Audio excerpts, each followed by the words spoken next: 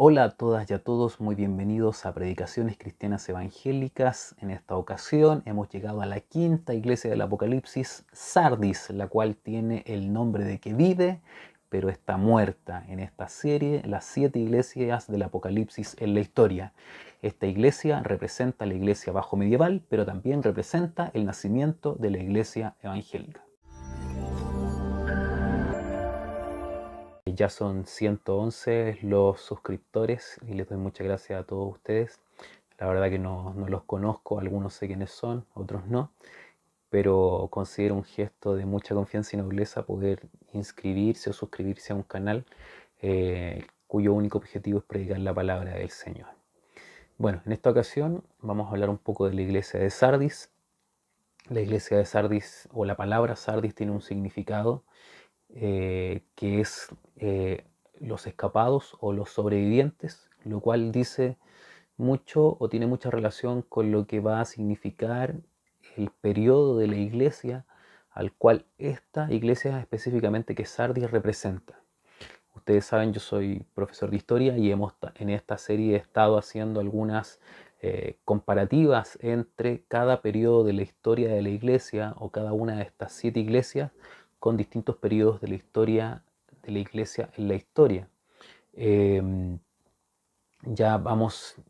a la quinta iglesia, que es la iglesia de Sardis, y en esta ocasión nosotros vemos claramente cómo esta iglesia representa a la iglesia católica, pero de la Baja Edad Media, ya prefigurando el nacimiento o el resurgimiento de la iglesia evangélica o la iglesia protestante a través de la Reforma. Bueno, algunas características de la ciudad de Sardis, primeramente, que fue una de las iglesias de la antigüedad, a las cuales el Señor, por intermedio, ¿cierto?, de Juan en esta visión, le da un mensaje poderoso, no solamente para las iglesias de esa época, sino que para la iglesia universal, porque cada una de las iglesias en particular tiene características de estas iglesias del Apocalipsis, pero también está prefigurando una profecía sobre lo que vendría en la historia de la iglesia ahí en Apocalipsis capítulo 2, capítulo 3, anticipando 7 etapas en la historia de la iglesia universal. Bueno, Sardis fue una ciudad muy antigua, quizá una de las más antiguas de las 7 que vamos a estudiar o hemos estudiado en esta serie, y llegó a ser incluso la capital del reino de Lidia en la época del rey Creso. Llegó a tener una gran riqueza, era una ciudad que está en un promontorio rodeada de acantilados. Desde su altura se puede dominar lo que es el río Lico, y también tuvo una preponderancia económica importante debido al control que tenía sobre el oro del río Pactolo. Era una ciudad casi inexpugnable gracias a los acantilados que la rodeaban, y que fue capturada en 2 ocasiones. Nosotros tenemos conocimiento por la historia, el año 549 y el año 214 a.C., tanto por los persas como por los griegos, utilizando más o menos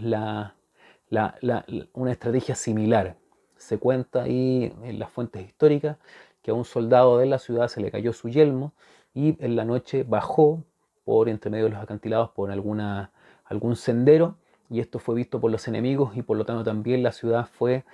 conquistada y dominada de noche a través de esta forma. Por lo tanto también hay una referencia ahí en Apocalipsis 3.2, que sea vigilante o si no va a ir como ladrón de noche sobre la iglesia. Posteriormente hay un terremoto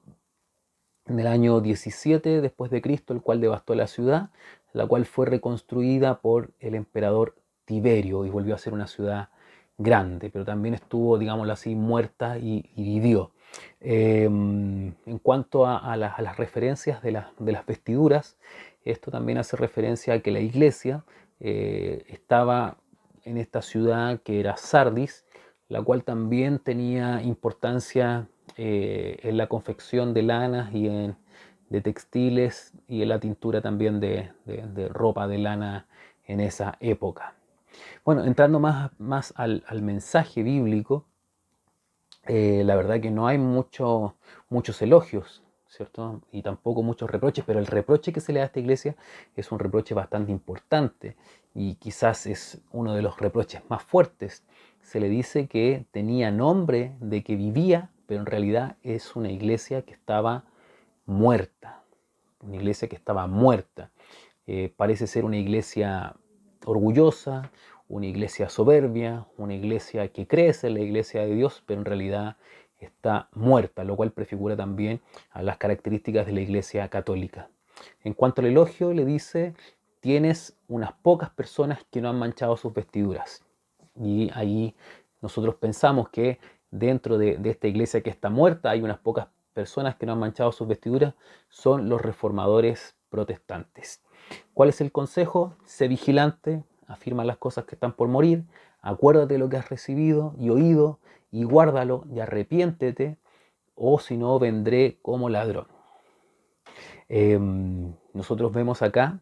que estas pocas personas son distintos reformadores y proto-reformadores que nacieron muchas veces dentro del seno de la Iglesia Católica para, a través de la iluminación que le entregaba el Espíritu Santo y la lectura de la Biblia, criticar a la Iglesia desde su seno para buscar una reforma y no cambiarla a cualquier forma, sino que cambiarla a la forma del Evangelio. Cuando nosotros hablamos de proto-reformadores, hablamos, por ejemplo, de un Juan Hus, de un John Wycliffe. Juan Hus, por ejemplo, él nació en lo que la actualidad es la República Checa, murió en la hoguera simplemente por predicar que la iglesia verdadera no era la iglesia católica, sino que la iglesia cristiana estaba compuesta de los seguidores de Cristo y predicar en contra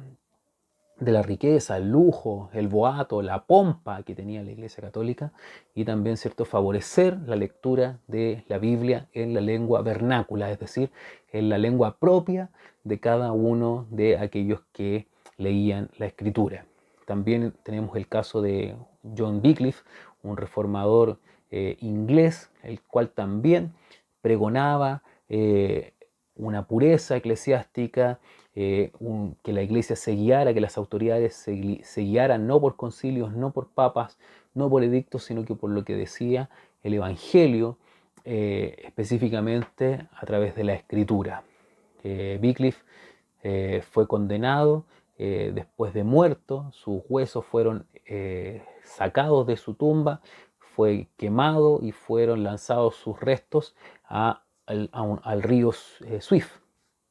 cosas que hacía la Iglesia Católica en esa época. Bueno, y cuando nosotros hablamos de reformadores o cuando hablamos de reforma, reformar, estamos hablando de volver a formar, pero no con una forma distinta, sino que con la forma que tenía la Iglesia en la época de los evangelios. Es por eso que nos denominamos iglesia evangélica, porque la forma que tiene esta iglesia es la forma que le dio el Señor en el Evangelio, es la forma que tiene la iglesia en el libro de los Hechos, es la forma que tiene la iglesia en las cartas apostólicas y no la forma que fue tomando la iglesia posteriormente a través del transcurso histórico, el desarrollo de los años, que la iglesia se fue volviendo una iglesia universal, una iglesia mundana, una iglesia imperial, una iglesia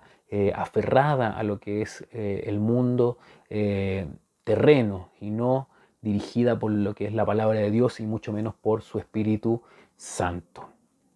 Ahora, ¿cuáles son el desafío que le entrega el Señor a esta iglesia? Le dice, al que venciere, le daré vestiduras blancas. Recordemos que Adán se encontraba desnudo en el huerto del Edén, pero al Señor, al que venciere, le entrega vestiduras. Vemos cómo el hombre va recuperando sistemáticamente lo que había perdido. Y también le dice que al que venciere no borraré su nombre del libro de la vida, reconociendo también la posibilidad de que de este libro se puedan borrar los nombres. Es decir, les insta a los cristianos, a los verdaderos cristianos de esta iglesia a permanecer, a seguir creyendo, a permanecer hasta el final para que de esa forma su nombre no sea borrado del libro de la vida y también el Señor confiese su nombre delante de sus hermanos, delante de la congregación. Al que creyera, al que venciere, el Señor le dará vestiduras, no le borrará del libro de la vida y le confesará.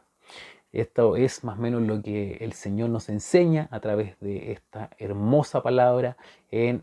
el libro de Apocalipsis de la iglesia de Sardis. Si consideras que este contenido es de bendición para tu vida, consideras que estas temáticas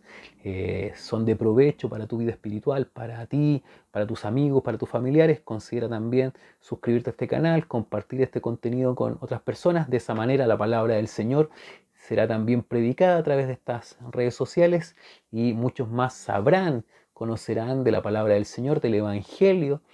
cómo el Señor habla nuestras vidas a través de la preciosa, inefable, incomparable e inerrable palabra del Señor. Para el Señor honra y gloria desde ahora y para siempre.